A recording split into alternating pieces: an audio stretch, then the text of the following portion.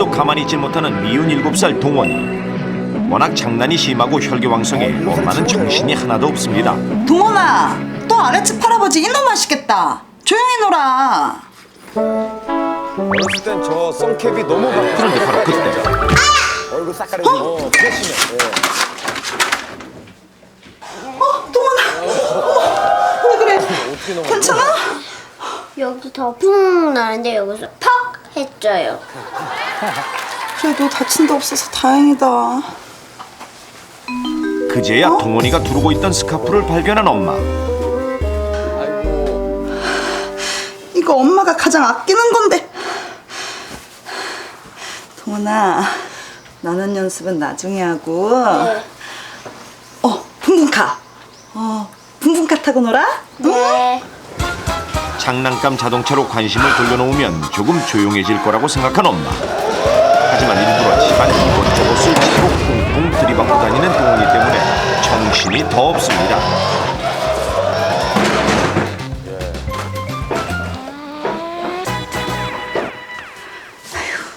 햇볕 따갑다 그래서 안 나가려 그랬더니 안 되겠다. 나가자, 나가. 와! 어느새 또 엄마의 스카프를 두르고 나타난 동원이. 야외 놀이에서 빼놓을 수 없는 줄넘기와 자전거까지 챙겨놓고 잔뜩 신이 났습니다. 엄마 줄넘기도 챙겼어요. 빨리 나가요. 누가 장난꾸러기 아니랄까봐 엘리베이터를 기다리는 잠깐 사이 또 장난을 치기 시작하는 동원이.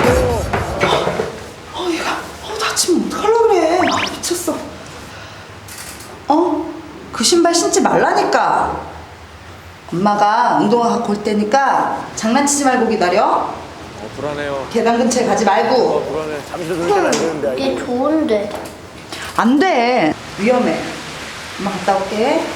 엄마가 운동화를 가지러 가자마자 도착한 엘리베이터. 엘리베이터 갔다. 삐졌어요 엘리베이터. 그리고 잠시 후 엄마가 운동화를 가지러 간 잠깐 사이 동원이는 이 사고로 인해 목숨을 잃고 말았습니다. 불안하다 했어요. 다른 날보다 조금 일찍 학원에 도착한 우성이와 친구들. 수업 시간까지는 채 30분도 남지 않았지만 이 시간을 그냥 흘려보낼 우성이가 아닙니다.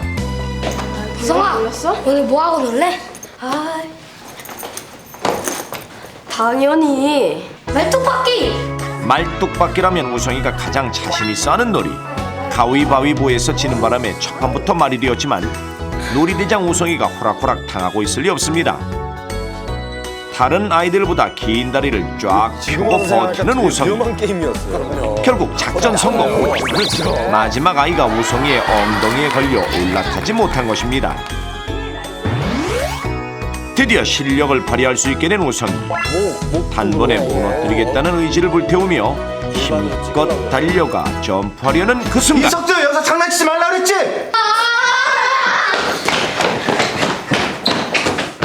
하지만 잠시 후 야, 선생님 같지? 야, 우리 차례지? 빨랑빨랑 돼. 슬금슬금 학원 복도로 모여드는 아이들. 그리고 다시 말뚝박기 놀이가 시작됐는데 드디어 우성이 차례.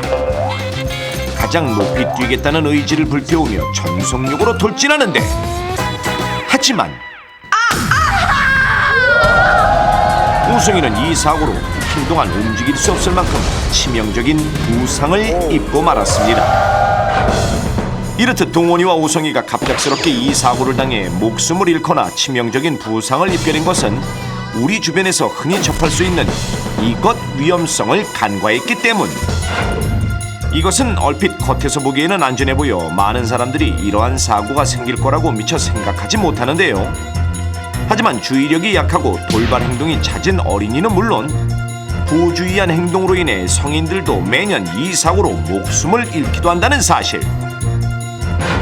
그렇다면 동원이와 우성이가 목숨을 잃거나 치명적 부상을 입게 된 이 사고는 과연 무엇일까요?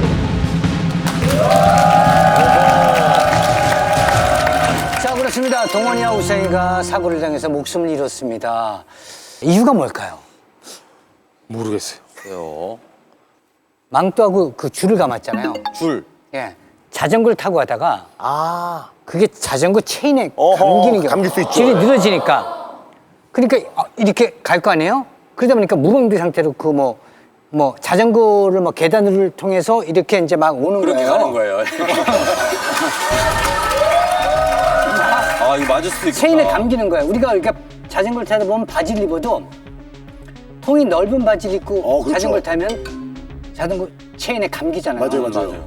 체인에 감겨가지고 목이 뒤로 젖혀진단 말이죠. 저 같은 경우도 여러 번 젖혀졌었어요. 다행히 살았네요. 그리고 뒤에 이제 우성이는 말뚝박기를 했잖아요. 말뚝박기를 해서 그 가방을 냈잖아요. 딱 냈는데 그 가방의 무게가 그 맨 뒤에 아이의 다리 사이에 껴서 제 말 듣고 있죠? 내 말 내가 쭉 얘기하는데 그래서 떨어져서 아마 뇌진탕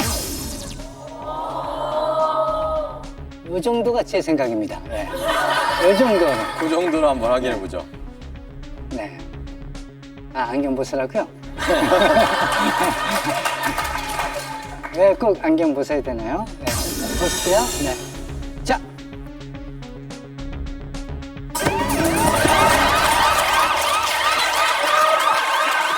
안녕. 자. 끝내야죠, 뭐, 그러면. 빨리 가서 진짜 알면. 네, 감독님한테 제가 이런 말씀 한 말씀 올리고 싶네요. 예, 저는 이제 이 옷을 반납하고 빨간 타이즈와 검은 안대를 주세요. 예.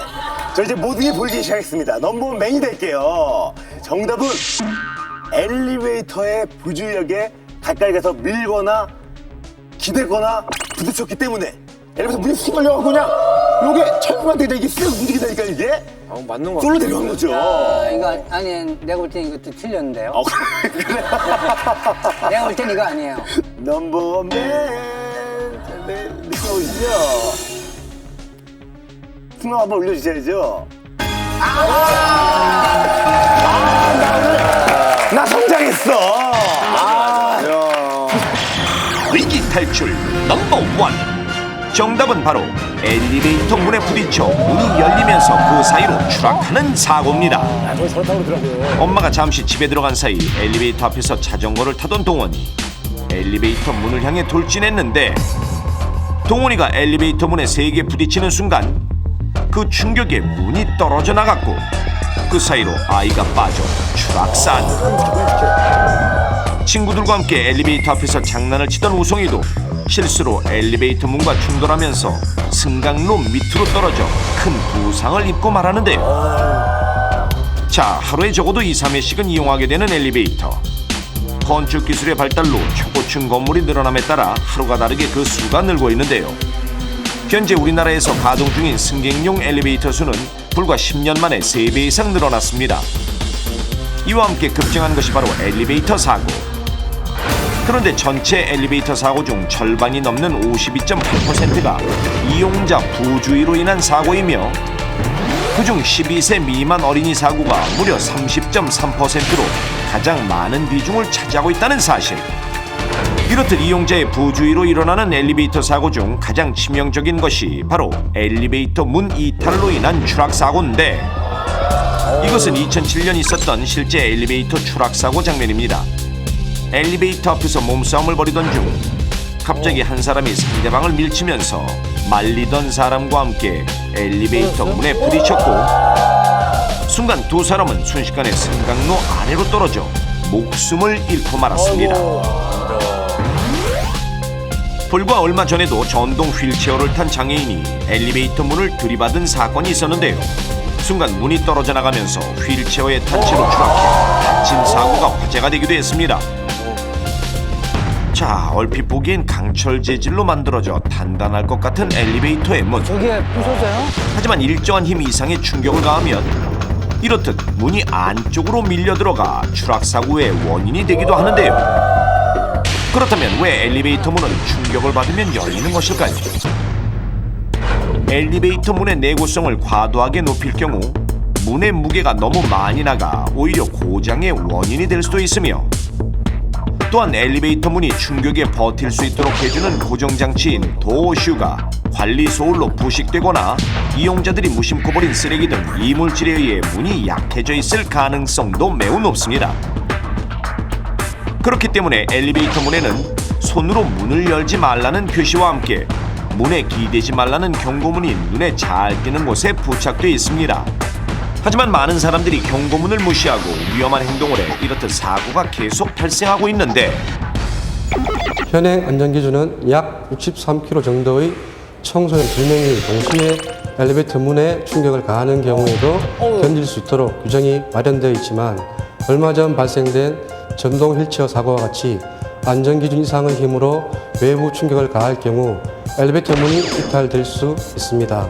또한 2008년 9월 이전의 기준으로 설치되어 있는 엘리베이터는 외부 충격에 따른 안전기준이 적용되고 있지 않아 더욱 각별한 주의가 필요합니다.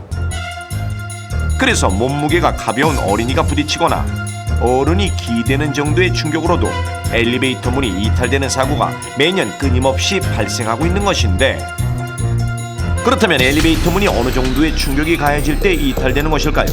저 처음 관련 기관의 알았어요. 도움을 받아 실험을 해보기로 했습니다. 먼저 2008년 이전에 제작된 엘리베이터 문. 문에 충격을 가했을 때 문의 이탈이 얼마나 심한지 알아보기 위해 엘리베이터 문 앞에는 실제 어린이와 체형이 비슷한 마네킹을 세워두었습니다. 그리고 안전기준에 적용된 충격, 즉 450줄의 힘으로 줄을 충돌시켜 보겠습니다. 자, 과연 엘리베이터 문은 어떻게 될까요? 추가 부딪히는 것과 동시에 너무도 쉽게 안으로 밀려 들어가는 엘리베이터 문. 그 순간 어린이 마네킹의 머리부터 문 안쪽으로 고꾸라져 버리는데 실제로 아이가 장난을 치다 문에 부딪혀 이탈됐다면 수십 미터에 달하는 승강로 아래로 떨어지는 끔찍한 사고로 이어졌을 것입니다. 거기다 만약 고정장치인 도어슈에 물이 들어가거나 연결장치들이 오래돼 부식되어 있다면 훨씬 더 약한 충격에도 떨어져 나갈 수 있다는 사실. 자, 그렇다면 2009년 이후에 설치된 엘리베이터 문, 즉 안전기준이 적용된 경우는 어떨까요? 450줄의 힘으로 줄을 충돌시켜 봤습니다.